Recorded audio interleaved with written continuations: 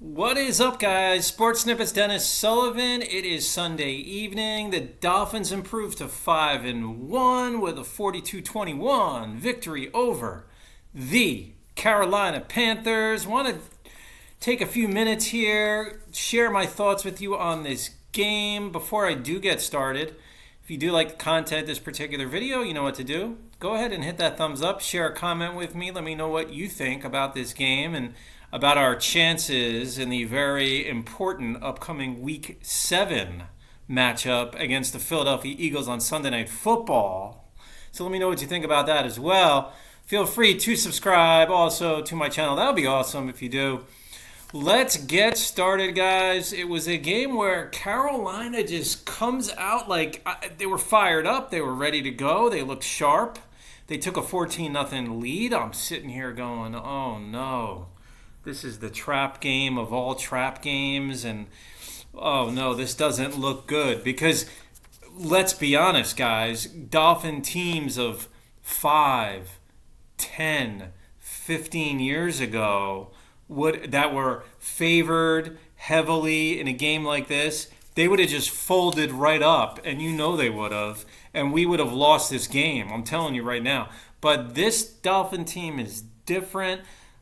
I give the players a lot of credit. And, I give Coach McDaniel a lot of credit because I think he is very much in tune with not getting too comfortable and playing the right guys at the right time and showing that urgency. He's very in tune. He has a different style, but he's very in tune with the psychological factor of this whole thing. I really do believe that.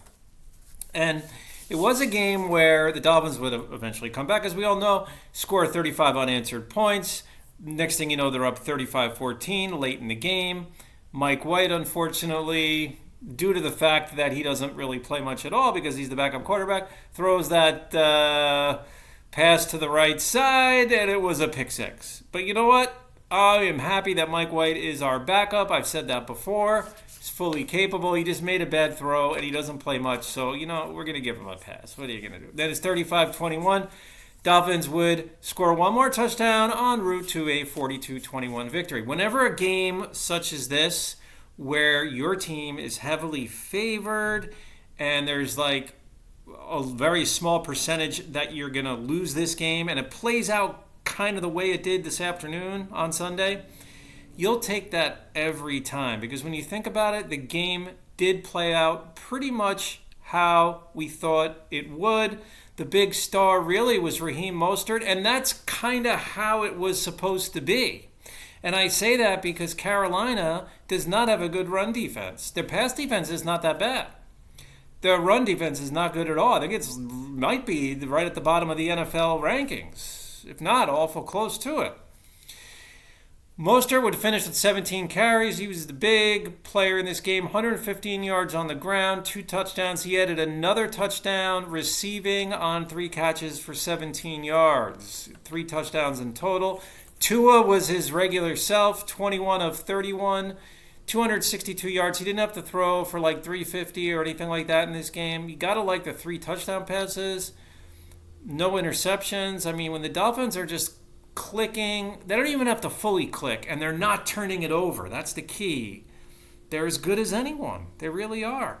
I like how some of the backup running backs got, of course, some carries and were productive. I love that. Chris Brooks, 6 carries, 28 yards. You got to love that. Salvin Ahmed, 6 carries. And we know what he's all about. He's a good producer off the bench, been with the Dolphins for a while. Ahmed, 6 carries, 23 yards, and a touchdown. Tua was credited with no yards on 1 carry. Mike White, 3 carries, minus 4 yards. So, Tyreek Hill then catches, oh, by the way, 6 catches for 163 yards and a touchdown. But we're so used to that by now. It's like ridiculous with this guy. He's amazing. Waddle adds 7 catches, 51 yards, a touchdown. Berrios, 2 catches, 20 yards. Gotta like Berrios and his whole just contribution to this team with the return in the return game and underneath as a receiver. Sometimes he'll stretch the field a little bit too. Mostert had 3 catches, 17 yards, as I mentioned, and a touchdown. Ahmed, 3 for 11.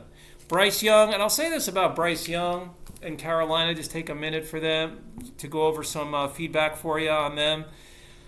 Bryce Young, these are the kind of games where he's just going to grow up as a player. I mean, there's a such thing, in my opinion, as good experience, and then there's a such thing as maybe not so good experience, meaning, you're just playing in meaningless games all the time, and your team's his team lost by 3 touchdowns. But for a lot of this game, Bryce Young would keep them competitive. He didn't look that bad at all. 23 for 38, 217 yards, a touchdown, no interceptions. Johnny Hecker also threw a pass for 7 yards. One thing about Carolina, and you could just tell, they're due for a win real soon. I mean, they fall to 0-5 on the season, but they ran the football well. That's a little bit of a concern I have. As I've mentioned before, this Dolphin team against the run is not that great. And the defense, I'm sorry, guys, I don't want to get negative here. We just won by 3 touchdowns. Defense is still a work in progress. We got to see how all this works out. It's an okay defense, but nothing spectacular. And I think, come on, we're not going to say the Dolphin defense is a top-notch defense. It's not. It's the offense that, of course, is winning us these games, or at least the main contributor to us winning these games. Chuba Hubbard, 19 carries, 88 yards, and a touchdown. There's nothing wrong with that. That was a pretty good performance. Then they had Raheem Blackshear, 5 carries, 18 yards. And Chenault Jr., Laviska Chenault Jr., a carry for 2 yards. And then Adam Thielen, former Viking wide receiver, had a nice game, 11 catches, 115 yards, and a touchdown. DJ Shark, 3 catches, 26 yards. I'll run down a few numbers here. Take me 10 seconds here for you guys. Carolina receivers, you have Tommy Tremble, 2 for 25. Jonathan Wingo, 2 catches, 21 yards. Hayden Hurst, a catch for 16. Chenault Jr., 3 for 15. They did get their running backs involved. You had Blackshear, a catch for 4 yards in the passing game, that is. They got the running backs involved. Hubbard, a catch for 2 yards. So where does that leave us, guys? That leaves the Dolphins' best start since 2002. Of course, I'm wearing the Ricky Williams shirt here to help celebrate that fact, because that was when he was playing, when we got off to this as good of a start in those years. I remember 2002, Dolphins won 10 games. I had season tickets back then, and we did not make the playoffs, and I was just really upset about that. Dolphins finished 10-6 that season, I do believe, yes. So, this is the big question. Can the Dolphins defeat, what kind of chance do you think they have against the mighty Eagles from Philadelphia, who are 5-0, going into this afternoon's game that they're playing as I make this video against the New York Jets? You see me looking over. Don't want to fill you in, but that game is nationally televised on my TV here. I am doing a little bit of, shall we say, in the apartment scouting, if you will. So a lot of stuff coming up here, guys. I want to hear what you think, though, as well. So always feel free to comment on my videos. I like when you guys comment. That is awesome. Let's go Dolphins. Getting ready. That's a Sunday night football game, by the way. 8:20 Eastern, Sunday night. That is October 22nd. I will talk to you soon. Leave me a comment, and bye for now.